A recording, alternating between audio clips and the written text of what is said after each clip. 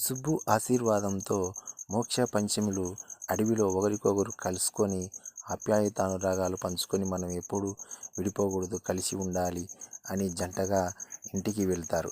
ఇంటికి వెళ్ళినటువంటి పంచమిని మోక్షను వైదేహి వారి యొక్క నిజలు అసలు స్వరూపము, పంచమి యొక్క నిజ అసలు స్వరూపం తెలుసుకొని నువ్వు ఇంట్లోకి రావద్దు, నువ్వు మనిషి రూపంలో ఉన్నటువంటి పామువు, నీకు మనిషిగా బతికే అర్హత లేదు, వెళ్ళిపో అని ఆమెను శపిస్తుంది. అటువంటి తరుణంలో మోక్ష కలుగజేసుకొని ఉన్నటువంటి వాస్తవాలను అన్నింటినీ వివరించి చెప్పడానికి ప్రయత్నం చేస్తాడు. అదే సమయంలో మోక్షకు పంచమి ఫణీంద్ర తర్వాత మేఘన యొక్క పుట్టుపూర్వోత్తరాలు వారి యొక్క రహస్యాలన్నింటినీ మోక్షకు తెలియజేస్తుంది.